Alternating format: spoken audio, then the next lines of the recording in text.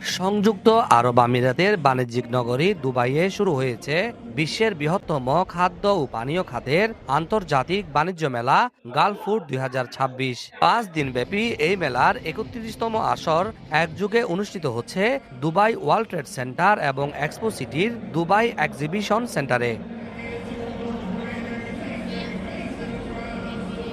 উদ্বোধনী দিনেই এক্সপো সিটির দুবাই এক্সিবিশন সেন্টারে স্থাপিত বাংলাদেশ প্যাভিলিয়ন আলাদাভাবে উদ্বোধন করেন সংযুক্ত আরব আমিরাতে নিযুক্ত বাংলাদেশের রাষ্ট্রদূত তারেক আহমেদ। এখানে যেহেতু ইউএইতে একটা বড় বাংলাদেশি কমিউনিটি আছে, সেটা অবশ্যই ভালো, but at the same time আমরা লোকাল কমিউনিটিকে টার্গেট করেও কিছু প্রোডাক্ট রাখতে পারি, যাতে করে আমরা এটা ধীরে ধীরে পৃথিবীর বিভিন্ন দেশের কমিউনিটিতে আমাদের প্রোডাক্টটা নিয়ে যেতে পারি।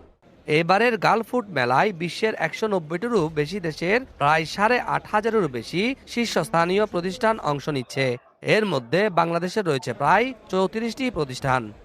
গত কয়েক বছর ধরে অংশগ্রহণ করছেন। এবছরও বাংলাদেশ থেকে 34টি প্রতিষ্ঠান অংশগ্রহণ করেছেন। বাংলাদেশের যে সমস্ত স্বনামধন্য প্রতিষ্ঠান আছে, যারা বিদেশে বাংলাদেশের প্রক্রিয়াজাত খাদ্য প্রেরণ রপ্তানি করে থাকেন, তারা এই অনুষ্ঠানে অংশগ্রহণ করেছেন। নিজস্ব কোয়ালিটি প্রোডাক্টস নিয়ে ডিসপ্লে করছেন এবং আমি আশাবাদী যে এবারও তারা মানে উল্লেখযোগ্য পরিমাণ নিয়ারলি 100 মিলিয়নের কাছাকাছি হয়তো অর্ডার তারা পাবেন, আমি আশাবাদী। এবং এবারে যে দেখলাম যে কিছু কিছু এক্সিবিটর বাংলাদেশ থেকে যারা এসেছেন তাদের কিছু ইনোভেশন যোগ হয়েছে। আমি মনে করি যে এই সেক্টরে আমাদের ইনোভেশন আরো বেশি দরকার। যত বেশি ইনোভেশন নিয়ে আসতে পারবো, গ্লোবাল মার্কেটে আমাদের পেনিট্রেশনটা regarding food and beverage industries সেটা আরো উত্তরোত্তর বৃদ্ধি পাবে। বাংলাদেশ প্যাভিলিয়নে প্রদর্শিত হচ্ছে প্রক্রিয়াজাত খাদ্যপণ্য, হিমায়িত খাবার, স্ন্যাক্স, মশলা, চাল, জুস ও পানীয় সহ কৃষি ভিত্তিক বিভিন্ন মূল্য সংযোজিত পণ্য। তো 9 বছর যাবত R&D করে এটা বের করেছে যে মানুষের ব্যস্ততা জীবনে এটা নিয়ে শুধু বাসায় রেখে দিবে বা গাড়িতে, অফিসে, যে কোনো জায়গায় রেখে দিবে। যেহেতু 6 মাস shelf life in room temperature, any time 2 minute গরম করে খেতে পারবে। হানিটা বাংলাদেশের জন্য একটা গৌরব। এটা হচ্ছে ম্যানগ্রোভ ফরেস্ট হানি, তো খুবই প্রিসিয়াস একটা হানি। আমরা এটা নিয়ে খুবই আশাবাদী। এই হানিগুলো নিয়ে আমরা কিছু স্যাশে প্যাক করেছি, ভিন্ন ভিন্ন অনেক ধরনের প্যাকেজিং আমরা অলরেডি এটা নিয়ে ডেভেলপ করেছি। আশা করতেছি যে শুধুমাত্র বাংলাদেশি এক্সপার্টস না, আমরা ফরেন অনেক বায়ারকেও হয়তো এখানে হুক করতে পারবো। বর্তমানে বাংলাদেশের কৃষি প্রক্রিয়াজাত খাদ্যপণ্য বিশ্বের 150টিরও বেশি দেশে রপ্তানি হচ্ছে।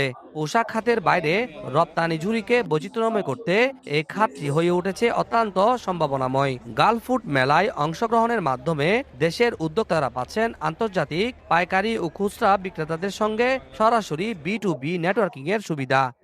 গুণগত মানের মাধ্যমে যেন আমাদের বাংলাদেশের যে স্বাদ, সেটা যেন আমরা বিদেশের মাটিতে দিতে পারি এবং সেই কোয়ালিটি আমরা মেনটেন করে আমরা স্পাইস সেগমেন্ট আমার নিজেদেরকে ইউনিক হিসেবে দেখতে চাই। বরাবরের মতোই আমাদের যে ইন্টারন্যাশনাল বায়ার, তাদেরকে আকর্ষণ করার চেষ্টা করছি।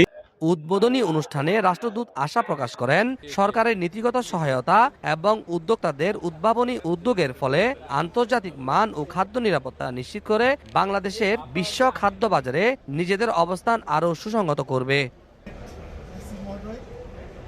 আগামী 30 জানুয়ারি পর্যন্ত চলবে এই বিশাল আয়োজন। সংযুক্ত আরব আমিরাত প্রতিনিধি মোহাম্মদ আব্দুল আল রানা, তথ্যচিত্রে ইন্টারন্যাশনাল ডেস্ক রিপোর্ট 24 টিভি।